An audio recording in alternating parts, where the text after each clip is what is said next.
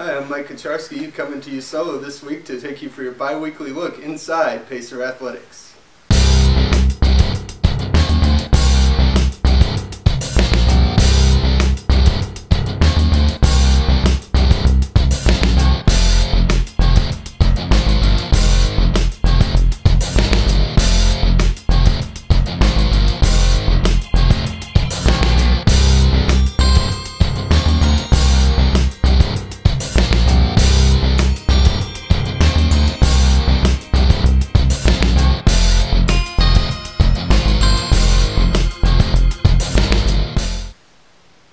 Let's start with men's soccer this week. I've got a special feature with head coach Ike Ofoje. Let's take a look at that.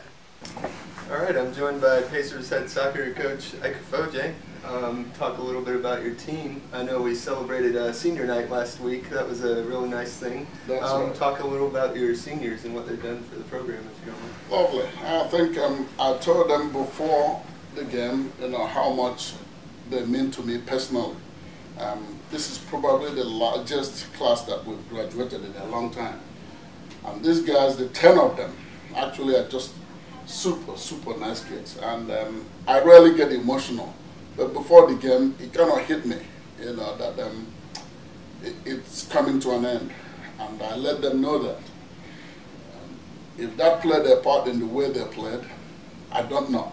But for some reason, they came out firing. And I was so very proud of them. There are some of them that, talent-wise, they're not, super players. But as people, they're just super citizens. And I can't go wrong with them. I will always invest in players like that because you need them to build a strong team. Right, and that was nice. You got to start all of them too, so I'm sure they enjoyed that. That's right. That's right. We started all of them, and I told them, it's your day. If you keep working hard, you will be on that field until you're tired. But at least you have the first 15 minutes of the game, and I think they had a good time. Definitely, and it came through with some strong plays. You guys were able to defeat Pembroke, who was regionally ranked. That was a tough game. You want to talk a little about that? Oh, that was a very tough game. Pembroke has been playing well. They've been a very strong team, and I know that we have the talent to play against anybody in our league. I think the difference is in the experience. Pembroke, they've been together for a while, so they're very experienced. I know we have the talent, but as a team, it's been kind of up and down. Right. But on that game, it's that game that we actually played 90 minutes instead of 45s. It was the same exact game we played against the Flagler, where we played the entire 90 minutes, and the result showed.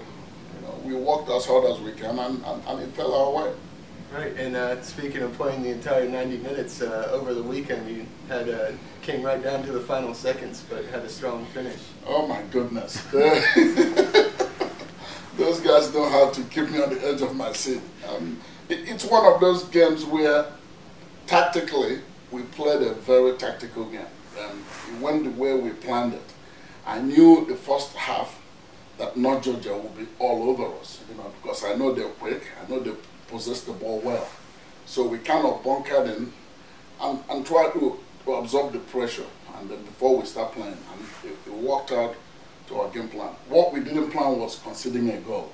Right. The plan was, if we keep it even going into the second half, I know we'll win it. Never thought that, the kind of goal we considered, it was just one of those things that just breaks your heart. But I said, hey, we dug a hole now, we got to dig out of it. And we came back in the second half and totally dominated. We were playing well, we were pressuring. It just wouldn't come. And they waited until less than a minute left. And you can imagine, the momentum we built up until then. Once we scored that goal, you can feel it. You can feel the guys, now they know that, hey, we're winning this game. They just never let up. We went into overtime, and the talent actually showed. It was Mark and Noel, just brilliant goal. One of the best goals I've seen in a while. You know, we moved the ball well, played it well. He turned, took 2 players on, and slotted it in. You gotta like seeing that, I'm sure. It was great to watch. I was transfixed on my seat watching. I know they can do it, you know, but it's, for the most part, they just don't believe how good they are. You know, but I know they are that good. You know, and Noel, when he wants to play, I don't think anybody can touch him. You know, but it's one of those kids. He turns himself on and off, but he did come through for us. Well, now you try and carry some of that momentum in as you head to play Lander Tuesday night, and that's a team that you got down early here at home, but had a great comeback. How do you try and take that second half on the road now? Well, that's one of the things. We've used that game as a motivating tool all through the season. You know, I said, because we looked totally different in that first half of Lander game. We've never had a team score 4 goals quickly on us. That, you know, it was just mind-boggling. I could not believe it.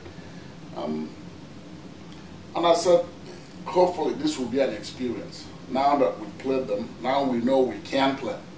We gave them the first half and then play well the second half. So now tomorrow we'll see what happens.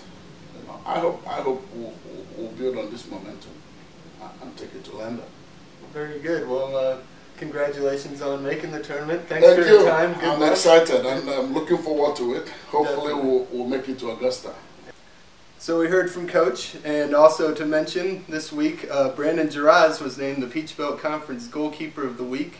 He had 7 saves and only surrendered 1 goal in the 2-0 week for the Pacers. Moving on to women's soccer, they also celebrated their senior day last Wednesday against UNC Pembroke.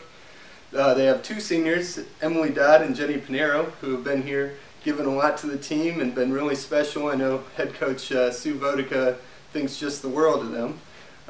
They had a little bit of a rough day, but the team did finish out their season with 3 Peach Belt Conference wins, and they have lots of returners and losing only 2 seniors to build on for the upcoming season. So there's lots to look forward to there in the coming seasons. Let's move to cross country.